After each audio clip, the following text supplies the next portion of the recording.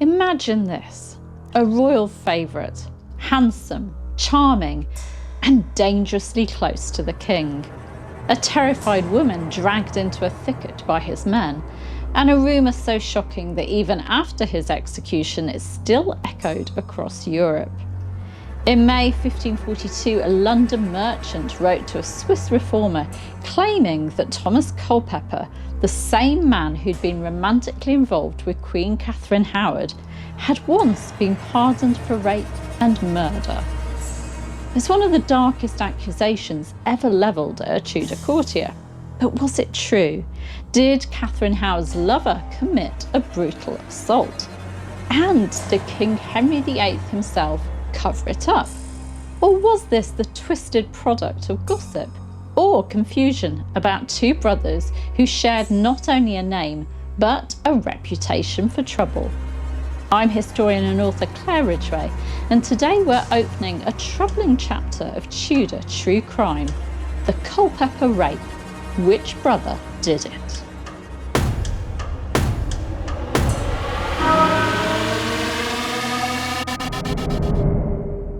On the 10th of May 1542, merchant tailor and religious reformer Richard Hills wrote a letter to the famous Swiss reformer and theologian Heinrich Bullinger, a man he corresponded with regularly and who he described as his father and spiritual and godly physician. He was reporting on the fall of Katherine Howard, Henry VIII's fifth wife. In this letter he wrote, "One of the parties who was first hanged and afterwards beheaded and quartered for adultery with the Queen was one of the King's chamberlains, and 2 years before or less had violated the wife of a certain park keeper in a woody thicket. While horrid to relate, 3 or 4 of his most profligate attendants were holding her at his bidding. For this act of wickedness he was, notwithstanding, pardoned by the king, after he had been delivered into custody by the villagers on account of this crime, and likewise a murder which he'd committed in his resistance to them when they first endeavoured to apprehend him." Hills was in Strasbourg at the time of writing. He'd moved there from London in 1540 or 1541, so he wasn't an eyewitness to the executions of Culpeper and Derham, but he must be referring to Thomas Culpeper, whose sentence was commuted to beheading, as it was Culpeper who served in the King's Privy Chamber. Here, Hills is accusing Culpeper of rape and murder, crimes for which he was pardoned by the king. But is this true? Did Katherine Howard's sweetheart really rape the wife of a park keeper and then murder one of those seeking to apprehend him? Well, it's a tricky question to answer, as there were actually 2 Thomas Culpepers, and they were brothers. Yes, I know. The Tudor court is confusing enough with so many people being called Thomas, for example. But 2 brothers called Thomas? Yep. It actually wasn't rare for families to do that if there was an important family name, because infant mortality was high. Chances were that both Thomases wouldn't make it to adulthood. What's even more confusing is that both Thomas Culpepers had a court career. Katherine Howard's Thomas Culpeper appears in the court records from 1535 when he was serving the Deputy of Calais Lord Lisle and his wife, and by 1537 he'd moved into the King's Privy Chamber. The other Thomas Culpeper appears to have been the elder, born in around 1501, and he is differentiated from the other Thomas Culpeper in lists of grants, for example, by being referred to as Thomas Culpeper Senior, whereas Katherine's Thomas is listed Thomas Culpeper Junior, one of the gentlemen of the Privy Chamber. So, if there were 2 Thomas Culpepers, could Hills have got them muddled up? Well, it's possible. He does say one of the King's chamberlains, which really only refers to Katherine's Thomas, but it really depends on how accurate his source was. Historian Josephine Wilkinson, author of Katherine Howard, The Tragic Story of Henry VIII's Fifth Queen, believes that the rapist probably was Katherine's Culpeper, one of the reasons being that he was in charge of several parklands. Looking at the grants he received, he was master of the hunt and overseer of the deer of the parks and warrens in the manor of Tunbridge, and keeper of the parks of Northfrith, Southfrith, Poston and Cage in Kent. However, although his brother isn't mentioned as keeper of any parks, he was granted a number of manors and woods. Gareth Russell, author of Young and Damned and Fair, a biography of Katherine, writes that Culpeper's servants appear in the other records helping him pick locks, arranging potentially sexual assignations, or brawling in the streets. It is therefore unfortunately not beyond possibility that they held down a married woman at their employer's behest, or that they helped him take down one of his opponents when he was apprehended. However, Russell notes that there's no mention anywhere else of the crime, for example in ambassadors' dispatches after Culpeper's fall, and that Hills could have easily confused the brothers, hearing city gossip. Both Culpepers seem to have had a bit of a reputation. Historian Lacey Baldwin Smith, in his book Katherine Howard, The Queen Whose Adulteries Made a Fool of Henry VIII, explains that the elder brother was on one occasion actually involved in a knife fight over a question of disputed land claims. And we know that a number of the younger brother's servants, along with those of fellow gentlemen of the Privy Chamber, Sir Thomas Paston, were involved in what is described in the contemporary records as an affray in Southwark. They were imprisoned in the Fleet for a time as punishment. And the younger brother was quite a ladies' man, flirting with Lady Lisle and being involved with Elizabeth or Bess Harvey at the same time he was having secret meetings with Katherine in 1541. Of course, charming women doesn't make him a rapist. Hill states that the crime happened 2 years before or less.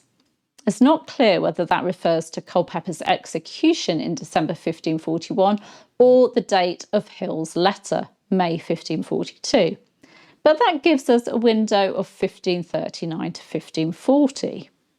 Historian Jonathan McGovern, author of the article New Insight on the Rape Accusation against Thomas Culpeper, Gentleman of the Privy Chamber, checked the King's Bench plea rolls covering those dates and found a mention of Thomas Culpeper in the plea roll for Michaelmas term 1540. McGovern quotes from the roll, "Be it remembered that, the Monday after the octave of St. John the Baptist in the 32nd year of the present King's reign, 12th of July 1540, before the said King at Westminster, Thomas Culpeper of London, Junior Esquire, was delivered into the custody of Sir Francis Bryan and Sir Richard Long of the King's household, and was ordered to present himself on the morrow of All Souls, the 2nd to the 8th of November 1540, before the said King in whatever place, etc." The record goes on to state that Bryan and Long are under pain of £100 each, and Thomas Culpeper is under pain of £200, the which sums they have acknowledged as owing to the King out of their lands and chattels, to be levied to the King's use if it should occur that Thomas Culpeper defaults on any of his promises. So Bryan and Long were given custody of Culpeper and were bound to pay £100 each if Culpeper didn't turn up in court, and Culpeper himself would have to pay twice that. The record then states that Culpeper didn't appear, but that instead William Tusser, an attorney of the King's Bench, appeared and presented here in court a certain warrant signed by the King's hand for the purpose of indemnifying Thomas Culpeper, Francis Bryan and Richard Long. McGovern explains that this signet warrant didn't pardon Culpeper of the unspecified crime, but, and I quote, "it provided sufficient grounds for the judges to dismiss the case against him."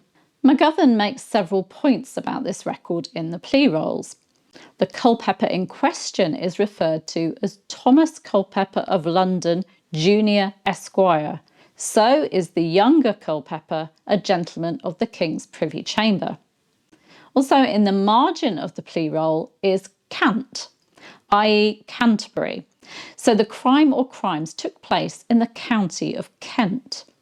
McGovern notes that the royal court was at Greenwich Palace in Kent from the 23rd of December 1539 to the 5th of February 1540, and then again from around the 15th to the 22nd of May 1540. That corresponds with Hill's time frame. McGovern concludes that if Culpeper was apprehended soon after the rape and murder, then we can assume that it happened in May 1540. The location for the crime is not specified, but McGovern says that Greenwich Park attached to the palace is a possibility, or one of Culpeper's own parks in Kent. He had several, as I've already mentioned. So it does appear that Katherine Culpeper committed a crime in 1540 that was then dismissed at the king's bidding. And he wasn't the only one. McGovern notes that Lord William Howard, Peter Carew, John Champernowne and William Parr, 1st Baron Parr, brother of Catherine Parr, were also entered into £200 recognizances, the same amount as Culpeper, suggesting, as McGovern notes, that they too were involved in whatever happened in Kent in May. However, Hills calls the others involved 3 or 4 of his most profligate attendants, so servants, definitely men of a lower rank. Howard is mentioned in the same signet warrant as Culpeper, so definitely involved somehow, but the others were absolved by separate signet warrants, so perhaps, as McGovern concludes, they were accused of a related but not identical crime. It's hard to know. Does any of this bring us closer to the truth? Well, Hills had heard that in around 1540 Culpeper had raped the wife of a park keeper who was held down by some of his servants, and that he then murdered one of those trying to apprehend him. And we know that Thomas Culpeper Jr. had been charged with a crime committed in Kent and that it fits Hill's timeline, and that the charges were dropped at the king's instigation. It fits, doesn't it? And we know that the king did pardon people for serious crimes. For example, the Southalls in the 1532 murder of Sir William Pennington and Sir Geoffrey Pole for treason in 1539.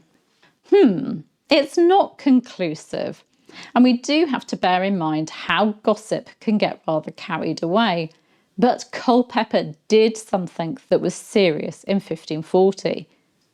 And of course, Catherine Howard was at court at the time, serving Anne of Cleves before marrying Henry VIII, so surely she would have heard about it, particularly as her uncle, Lord William Howard, appears to have been involved somehow.